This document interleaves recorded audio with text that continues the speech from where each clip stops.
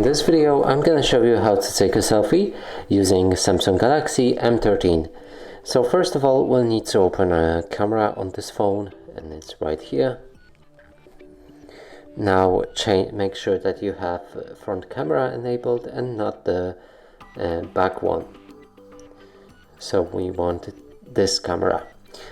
Now point the camera at your face, and after looking at it, take a picture by pressing on the shutter. You can do multiple copies.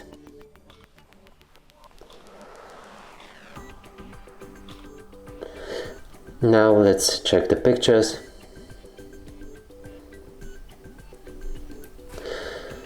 So that's how you take a selfie using a Samsung Galaxy M13.